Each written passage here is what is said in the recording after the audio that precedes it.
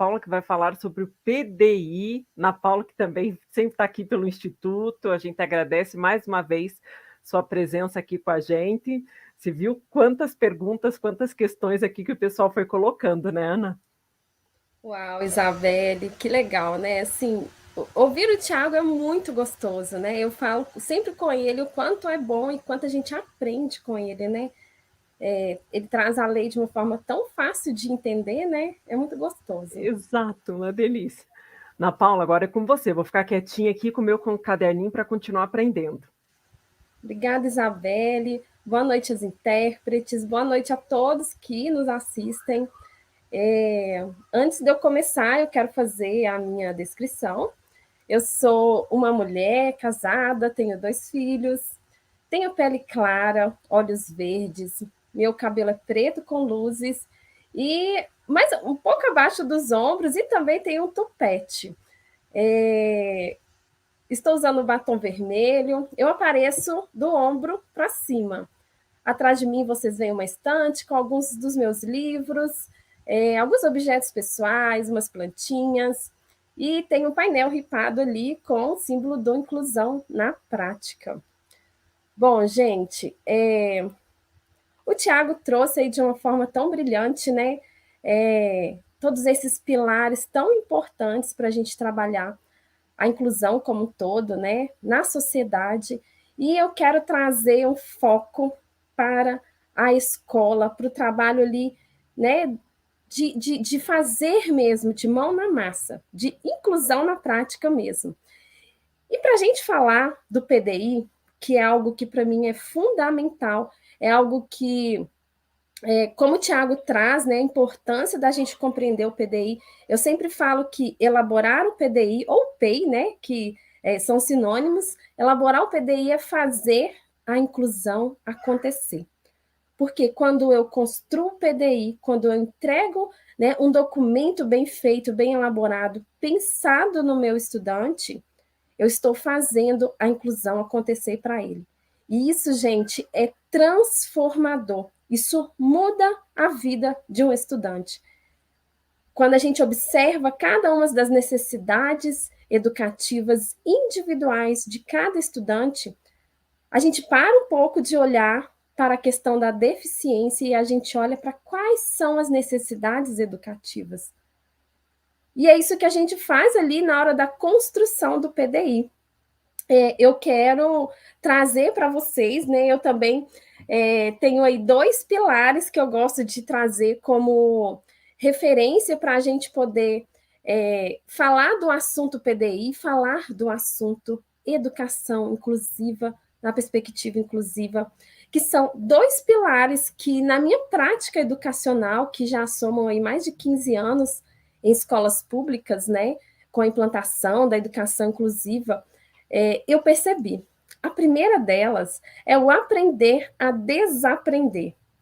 É o que a gente está fazendo aqui. É o que o Instituto Casa Grande sempre faz, que é trazer conhecimento, trazer informação e formação para que a gente desaprenda tudo aquilo que vem como paradigma, que vem como barreira limitante, que vem como impedimento para que a inclusão aconteça.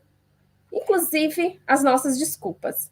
Né? Às vezes a gente vê muito isso acontecer, o professor ali na escola, as pessoas tentarem trazer justificativas do porquê não fazem.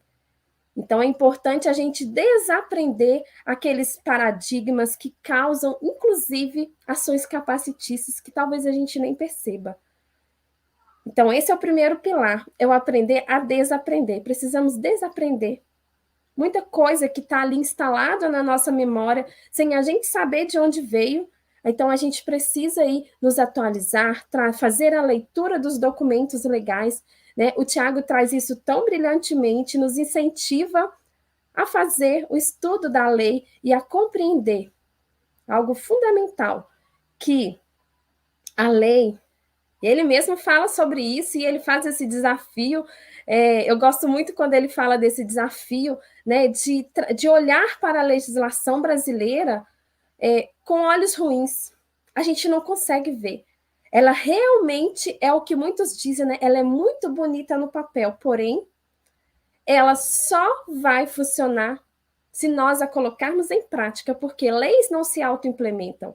As leis precisam de agentes que façam ela ser utilizada de forma apropriada. E somos nós, educadores, também temos as nossas responsabilidades, né, com os estudantes com deficiência no ambiente escolar. Então, nós precisamos nos apropriar dessas informações, das legislações, para que a gente possa colocar a lei em prática, né? E o segundo é aprender a desaparecer. E sabe por que aprender a desaparecer? Porque por muito tempo, inclusive por conta dos aprendizados errados que nós temos, a gente acha que a presença do estudante com deficiência na escola é para ele ser apoiado, para dar o braço e andar com ele na escola, que é para eu gerar dependência ao invés de autonomia. Então, o aprender a desaparecer é o educador trabalhar para que esse estudante alcance o máximo de autonomia possível, para que ele possa ter uma vida autônoma, não só na escola, mas na sociedade. Então, quando a gente tem essa visão, a gente entende isso, a gente compreende o quanto é importante a participação desse estudante no ambiente escolar, nas atividades escolares, em tudo que a escola promove, inclusive nas discussões que acontecem fora do ambiente escolar, que nós precisamos nos preocupar se o ambiente está realmente adaptado para receber todos os estudantes. Porque quando a gente fala de escola, quando a gente fala de ambiente educativo, a gente está falando de acesso educativo para todos, acesso ao conhecimento para todos. Não é para todos, com exceção de. Não, é para todos. Todos, não tem exceção no para todos.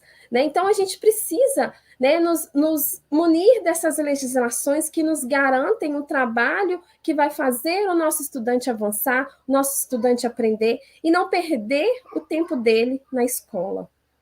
Infelizmente, a gente tem vivenciado estudantes que têm perdido o seu tempo na escola.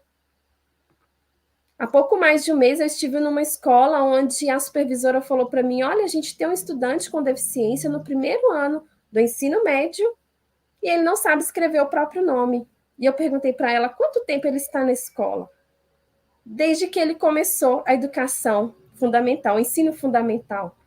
E aí, sabe qual é a falha? Ele passou pela escola e ninguém observou, ninguém preparou um PDI para ele, ninguém levantou as necessidades educativas que ele tinha. Então, é momento da gente refletir sobre isso para que a gente garanta isso e faça a inclusão acontecer para cada um dos nossos estudantes. E a gente vai fazer isso, sabe como? Através do PDI ou do PEI. Né? Para quem está chegando agora, para quem está chegando na educação há pouco tempo e não está familiarizado com os termos, né? O PDI é o Plano de Desenvolvimento Individual do Estudante, ou a gente pode falar do PEI, que é o Plano de Ensino Individualizado. Na prática, eles são sinônimos e eles têm um único objetivo, que é garantir a individualização do atendimento para o estudante que tem necessidades educativas especiais.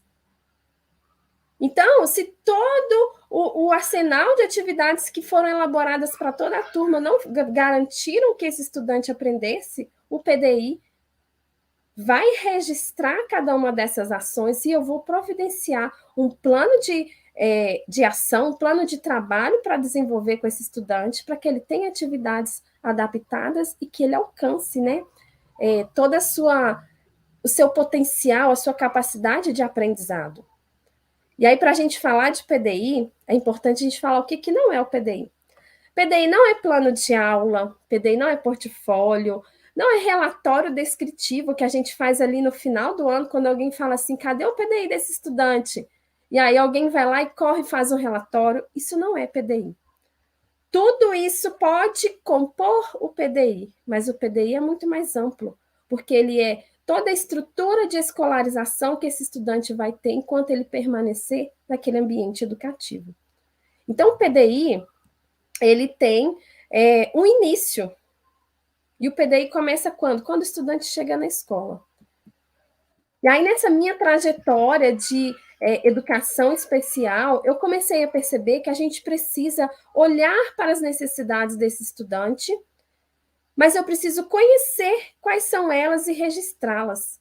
E algo que os educadores têm, né, tido bastante dificuldade ultimamente é de fazer registros. E o PDI nada mais é do que isso. São os registros que a gente faz dos avanços, do desenvolvimento, ou do não avanço, da dificuldade de avançar, que eu preciso monitorar aquele aprendizado. Então, eu quero falar para vocês, eu quero trazer aqui o entendimento de uma estrutura de PDI, que eu chamo de indicadores de qualidade de um PDI. E se o documento que você constrói, seja na rede pública, seja na rede particular, seja na universidade, seja em qualquer ambiente educativo, se ele contiver esses 6 indicadores que eu vou falar para vocês aqui, é um PDI que, de fato, está fazendo o seu estudante ser incluído e ter o seu processo de escolarização garantido. Eu vou falar dos 6 e aí depois a gente vai detalhando cada um deles. O primeiro é a história de vida do estudante. Anota aí. História de vida. A gente já vai falar com um pouquinho de mais detalhes sobre cada um deles. O segundo é o diagnóstico médico. Quem está anotando aí, coloca aí. O terceiro, a avaliação pedagógica inicial. Depois a gente vai fazer o planejamento pedagógico. Quinto, monitoramento do aprendizado. E o sexto, adaptações ou flexibilizações curriculares. Então, vamos falar, né, brevemente sobre cada um deles. Por que eu preciso, urgentemente, quando o meu estudante chega na escola, conhecer a sua história de vida? Porque a história de vida do estudante revela a identidade desse estudante. Significa que o meu estudante não tem uma deficiência, ele é uma pessoa. Porque muitas vezes a gente se refere ao estudante como aquele que tem autismo, aquele que tem paralisia, e não, nós estamos dizendo de um estudante que tem nome, que tem identidade. Então, ali na história de vida, que muitos costumam chamar de anamnese, a gente vai começar a fazer ali o levantamento da história de vida desse estudante, dos atendimentos, das necessidades que ele tem nesses atendimentos, das pessoas que trabalham com esse estudante fora do ambiente escolar, da sua família. E aí, gente, uma coisa muito importante, tudo isso que eu vou falar para vocês, a gente pode construir um documento super completo, com ferramentas super interessantes para poder alcançar cada um deles. Mas se a gente não fizer o tratamento da informação, se eu só preencher as informações e engavetar, de nada vai valer nenhum levantamento de informação. Então, quando você estiver fazendo a história de vida, buscando saber quem é o seu estudante e as questões que interferem, se ele frequentou uma escola anterior, qual foi a experiência que ele teve lá, será que ele sofreu algum tipo de bullying, algum tipo de preconceito? Porque isso vem interferindo no seu processo de aprendizagem. Então, eu preciso saber de algumas questões que a gente vai fazer isso em parceria com quem? Com a família, que é um dos pilares que o Tiago falou que a gente precisa fazer essa integração. Então, a gente já está integrando a família com a escola, já na construção do PDI. E eu estou aproximando a família, dizendo para ela, olha, eu me importo com o seu filho aqui na escola, por isso eu quero conhecê-lo melhor para oferecer o melhor processo de escolarização. Então, a gente vai ali buscando todas as informações a respeito desse estudante para a gente usar como referência, como ponto de partida para algumas ações educativas que a gente precisa fazer. E outra coisa importante sobre a história de vida é que a gente vai buscar ali revelar para o próprio estudante o potencial que ele tem, que muitas vezes ele não conhece. Quando a gente busca ali saber dos seus potenciais, do que ele gosta, do que ele faz fora da escola, né, das coisas que ele gosta, eu estou buscando uma proximidade, estou buscando mostrar para esse estudante que, olha, você consegue, você tem ali um círculo de relacionamento onde você pode trazer isso para a escola. De repente tem um brinquedo favorito, tem algo que eu posso utilizar como referência para o desenvolvimento das atividades escolares. O segundo é o diagnóstico médico. E o diagnóstico médico é fundamental, porque a gente precisa do ponto de vista da equipe multiprofissional. O diagnóstico clínico vai trazer informações relevantes que eu não tenho competência profissional para emitir. Então, o diagnóstico médico é fundamental. E aí, por isso que quando há ausência desse documento, a gente tem ali uma falha no processo, porque o diagnóstico é importantíssimo. E é aí que a gente vê a importância das parcerias com a saúde, por exemplo. Percebe como a gente faz toda uma conexão?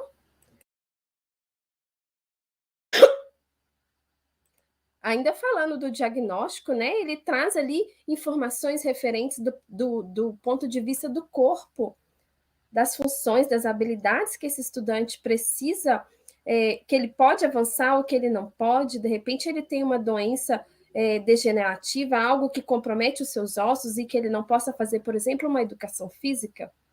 De outro ponto, a gente vai observar todas as ações que são importantes. E aí muitos vão falar assim, olha, mas eu ouvi falar que o diagnóstico médico não pode ser cobrado pela escola, ou muitas famílias se recusam a entregar o diagnóstico médico. E aí eu quero que você anote aí a nota técnica 04 de 2014 do MEC. Essa mesma nota técnica que muitos citam falando, né, da não cobrança do diagnóstico médico, né, da não obrigatoriedade desse documento, lá realmente diz que a gente não pode cobrar o diagnóstico médico da família para fazer intervenções pedagógicas. Mas no mesmo documento diz que se a escola ou o professor considerar imprescindível, isso pode compor a pasta. Ou seja, a gente vai buscar informações, se for necessário, no diagnóstico médico. Então, ele não é obrigatório para o desenvolvimento de atividades pedagógicas, porque o trabalho na escola é o quê? Pedagógico. Mas muitas vezes o comprometimento que esse estudante tem no seu corpo, na sua função física, compromete o desenvolvimento de algumas atividades pedagógicas. Por isso é importante. Então, quando a gente lê, é um documento também que está à disposição de cada um de vocês para fazer a leitura, né? E buscar essa informação, essa referência. E ali fala sobre isso, então isso cai por terra um pouco das informações que às vezes a gente tem, né, de que não pode cobrar o diagnóstico, né? Então depende do contexto, né? Depende do contexto. Então, se eu quero buscar ali uma referência para complementar o atendimento que eu vou fazer, eu posso sim, estou amparado pela lei, se eu solicitar o diagnóstico da família. O terceiro é a avaliação pedagógica inicial. Então, eu já conheci o meu estudante, já fiz ali um conhecimento dos seus, daquilo que ele traz anteriormente, se ele frequentou ou não uma escola anterior, qual foi o seu percurso, se ele traz um PDI de lá, se ele vem com o PDI dessa escola, se não foi elaborado, como foi o desenvolvimento dele. Agora eu vou buscar fazer uma avaliação pedagógica para entender em que nível educacional esse estudante está. Então, nesse ponto, a gente está fazendo avaliação pedagógica como foco no potencial. O que esse estudante tem de potencial para desenvolver no ambiente educativo? E aí, gente, vale a gente lembrar que a BNCC, a Base Nacional Comum Curricular, traz de forma bem clara a importância da gente trabalhar de forma integral com o nosso estudante. E isso beneficia grandemente os estudantes com deficiência, porque a gente não vai avaliar só aspectos acadêmicos, a gente vai avaliar outros aspectos, inclusive a Jeane falou sobre a importância do PEI ontem para os estudantes com altas habilidades, superdotação, e eu quero reforçar a importância disso, né? Quando a gente verifica esse potencial e a gente observa que as habilidades, as competências desse estudante não são só na área acadêmica, mas em outras áreas também, que ele precisa de desenvolver habilidades que são pré-acadêmicas, por exemplo, ou que ele traz ali um déficit de aprendizagem que veio anteriormente, que foi produzido lá na pandemia, né? A gente não encontrou, não está encontrando essa realidade hoje, então é importante a avaliação diagnóstica para eu ter um ponto de partida, para eu saber aonde eu vou começar a fazer o trabalho educativo com esse estudante, para que ele possa vencer todo o seu trabalho, toda a sua necessidade de aprendizado, porque é direito constitucional o aprendizado, não é? E aí, depois que a gente faz essa avaliação, aí sim a gente começa a planejar. Então, perceba que eu não estou falando de um atendimento que a gente faz unicamente começando no desenvolvimento de atividades, das atividades que são ali trabalhadas as atividades adaptadas, sabe?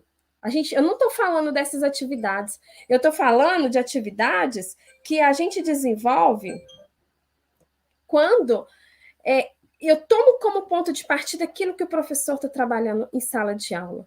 E aí a gente entra no planejamento pedagógico. Então, quando eu começo a planejar, eu vou buscar ali as habilidades que ele tem para desenvolver a partir daquilo. Então, quando a gente vê o exemplo do Tiago, por exemplo, em que ele utilizava o computador, é porque a habilidade dele, ele não tinha habilidade da escrita, mas ele tinha habilidade para o uso da tecnologia. E por isso ele foi, né, teve acesso à escolarização a partir dessa ferramenta tecnológica. Então, é importante a gente ir pensando nisso, porque quando eu faço todo esse processo de conhecimento, eu sei quem é uma estudante e eu vou começar a planejar. Ana Paula, planeja atividades aleatórias? Não. Eu tomo como ponto de partida aquilo que a sala de aula na qual esse estudante está matriculado está trabalhando e desenvolvendo. Então, o que o professor está desenvolvendo é aquilo que eu também vou trabalhar com o meu estudante. E aí é onde a gente vem adaptadas. Então, as adaptações que eu vou fazer de atividades a partir do planejamento do professor, elas têm como referência as atividades que vão ser trabalhadas com toda a turma. Então, quer dizer que se ele não está alfabetizado, eu vou trabalhar assim mesmo? Não, você vai adaptar a partir do conhecimento que ele tem. Mesmo porque, né, gente, quando a gente fala assim, não está alfabetizado, ele está em algum processo da alfabetização. Ou será que ele está lá na garatuja? Muitas vezes não está, ele já tem um conhecimento prévio, ele já sabe algumas letras, ele já sabe fazer algumas coisas. Então, é aí que a gente vai tomar como ponto de partida.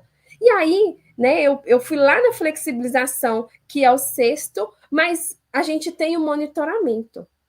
E a importância do monitoramento, para a gente fechar, é que o monitoramento do aprendizado impede, né? Enquanto eu estou ali construindo o PDI, fazendo o levantamento, verificando se o planejamento está dando certo, se as aulas que eu desenvolvi estão alcançando resultado, se as notas deles estão alcançando resultado, quando eu faço esse monitoramento, eu impeço que esse estudante tenha um percurso escolar de má qualidade. O Tiago não falou sobre isso, sobre um percurso escolar de qualidade? O PDI garante isso, porque enquanto eu estou monitorando, eu estou vendo se ele está avançando, se ele não está, se eu preciso ir mais rápido, se eu preciso ir mais lento, se eu preciso adaptar a atividade de uma forma diferente da forma como eu fiz, se eu preciso voltar ao conteúdo porque não houve aprendizado. Então, eu estou monitorando e impedindo que só seja detectado lá no final do ano e a gente diga assim, olha, chegou o final do ano, fizemos um relatório e descobrimos que esse aluno não aprendeu nada. Não é assim que a gente fala, não aprendeu nada. O que é nada? Houve registro? Porque quando a gente registra no PDI cada um desses avanços, a gente vai vendo que teve aprendizado sim. Então, a gente precisa ter o hábito de registrar, de anotar, de acompanhar o avanço, de ir além da onde a gente está indo. Porque, gente, para a gente fechar, se da forma como a gente fez até hoje não funcionou, está na hora da gente mudar. E o caminho, a lei aponta educadores que trabalham com a educação especial, juristas, já demonstram isso de forma bem clara, que a saída, que o caminho é o PDI, é elaborar o PDI. E para a gente fechar, eu quero deixar uma frase que resume tudo isso que a gente faz quando a gente constrói um PDI de qualidade e garante que esse aluno vai ter um percurso escolar. Sabe o que acontece? Quando eu construo o PDI de um único estudante, eu mudo não só a vida dele, eu mudo a vida dele e da geração dele, porque ele vai sair da ignorância, ele vai sair do não saber, da falta de acesso ao conhecimento, para ter, a partir da geração dele, pessoas mais informadas, mais entendidas, pessoas que adquiriram conhecimento e podem ir além. Então, quando você pensar no seu único estudante que você está trabalhando hoje, pense na transformação que você vai fazer, não só na vida dele, mas na vida da geração dele que virá a seguir. Então, trabalhe para mudar a vida de estudantes e a gente vai elaborar PDIs que façam a inclusão acontecer e causem transformação. A transformação que a gente quer ver acontecer na sociedade está nas nossas mãos. E é isso, gente. Eu espero que vocês tenham conseguido aprender, conseguido compreender essa construção bem rápida que eu falei do PDI. Quem quiser saber mais sobre o PDI, eu falo muito sobre isso lá no canal Inclusão na Prática.